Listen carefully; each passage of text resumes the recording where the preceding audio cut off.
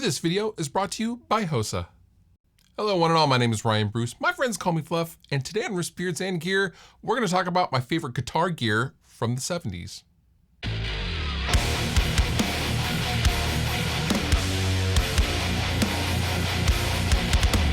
So a lot of today's gear is comprised of either reissues of original pieces of gear or interpretations and modified versions of things that often came out 20, 30, 40 years ago.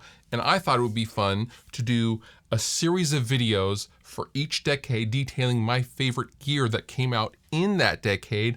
We're going to start with the 1970s.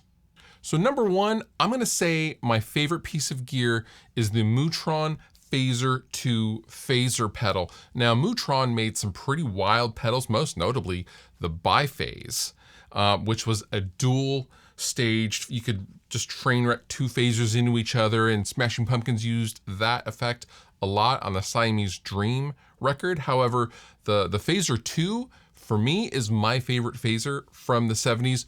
Honorable mention to the MXR Phase 90 as well, but the Phase 2 had a lot of control that the Phase 90 did not. The Phase 90 obviously being a single control knob that affected rate, a couple other parameters as well as you turned it up. However, the Phaser 2 had controls for a rate, depth, and feedback. This is a modern reissue from Warm, also called the Phaser 2 Mutation Phaser 2. However, these original pedals originally retailed for about $130 and came with an AC cord because there was no such things as power supplies and a common external power adapter size and plug like we have now with the Boss 9-volt. So yeah, these came with a plug that you plugged into the wall.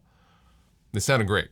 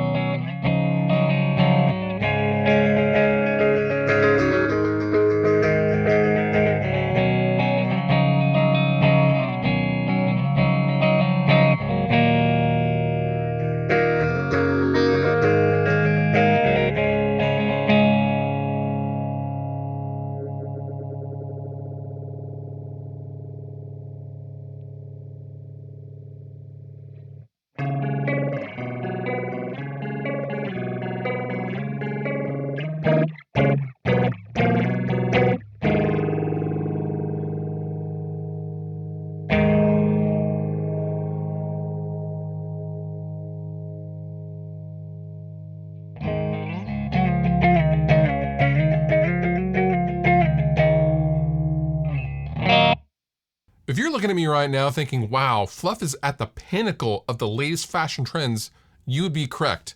Which you would also be correct in thinking that this is a guitar cable made by today's sponsor, Hosa. Let me tell you about them. If you've ever been into a guitar store, you will have seen standard Hosa stuff. Guitar products. You will have seen a microphone preamp, but really they make accessories for literally everything. Cables for every application, digital, analog, or otherwise, foot switches, guitar stands, and more. But what this really means for me is that they are at the heart of my home studio. So for me, when I think of Hosa, I think of reliability and sound quality. Now, I am a huge fan of the Edge series cables, which I was just using as a fashion accessory earlier. However, this cabling is at the heart of my home studio, as well as my entire amplifier and pedal board rack here in the studio just behind me. I use a lot of Hosa cables in my sidecar rig here at the desk. I also use it integrated with my Fractal Axe effects and my reamping system, and I use an XLR patch bay to connect it all from Hosa. Now, while Hosa is strong in the cable game, they also make things like microphone preamps for your Shure SM7B. They also make guitar cleaning products, and they also make a surface cleaner product, which I really love because I like my Riffs dirty, but my desk clean. Hosa's got me. Now, if you want to go take a look for yourself on all of the things that Hosa has, foot switches, guitar stands, cabling, and more, I will link down below in the description to head on over to Hosa's website where you can get a 20% discount off your order using the code FLUFF20. Tell them Fluff sent you. Shout out to our sponsor, Hosa. So my second favorite piece of gear from the 70s would probably be the V2 Electro Harmonics Big Muff. This would be the first iteration of the Ram's Head. There were several different versions of the Big Muff over the years. You have V1 through, I think, 6 before it originally was discontinued in 1983-ish. However, the V2 for me has a lot of the mid-range that maybe the V4 does not. I'm a big fan of the V4 as well. However, the V2 first came out in the early 70s, about 1971-ish, and was made all the way through 1977, which is pretty interesting. Now, within the V2 Big Muff, there are 3 distinct versions. However, the circuit revisions are up to, I think, 20. A huge amount of revisions, as at the time, Electro Harmonics was really just grabbing pieces that and components and capacitors and resistors and just throwing them in and getting them out the door. So if you have one of these vintage units, chances are it doesn't sound like another one vintage unit. Pretty hilarious. So my modern interpretation of this, my favorite modern interpretation of this, is the Ren & Cuff Caprid.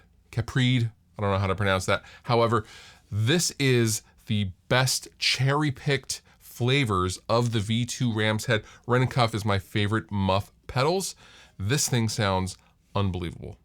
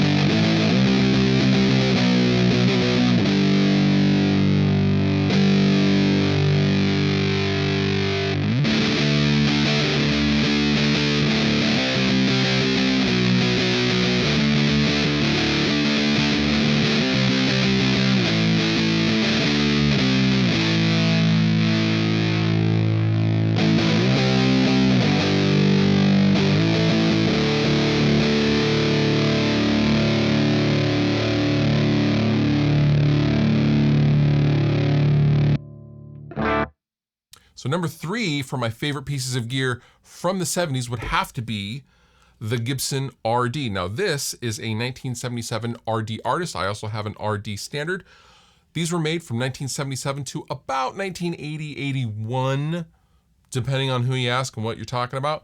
However, these started life as the bass guitar model, which was available, and they were meant to be John Entwistle's signature bass with Gibson. However, after initially handing him the final version, he hated it, thought it was too heavy, and never wanted to see it again, so they were forced to name it the RD after the research and development department that helped create this shape with John. Pretty wild. These guitars are extremely heavy, not that common, and kind of weird looking, which is exactly what I love about these guitars. These are some of my favorite guitars of all time. Yeah, they were up there with price as well. The Artist series was almost as much as a Gibson Les Paul Custom at the time, to give you an idea of how much these cost back in the day.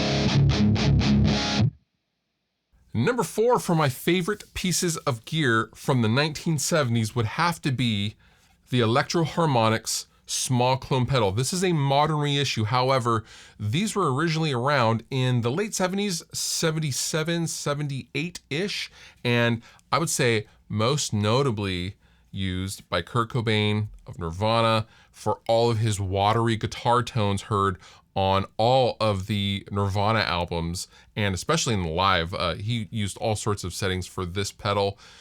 These were not originally true bypass, however, they were very simple circuit-wise, and they sounded phenomenal. And really, a lot of people consider these to be one of the best sounding choruses ever made. I would have to agree with them. This is my favorite chorus ever made.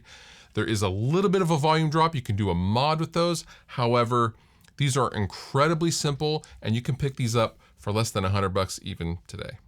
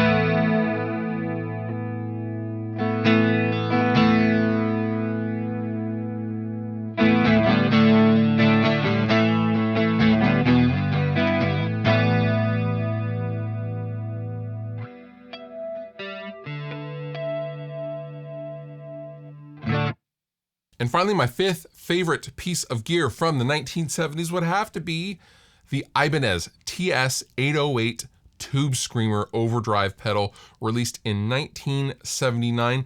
This replaced the Ibanez Overdrive 2, and one could make an argument that this came out after or before, depending on who you ask, the Boss Super Overdrive and Boss Overdrive pedal, which is a very similar circuit.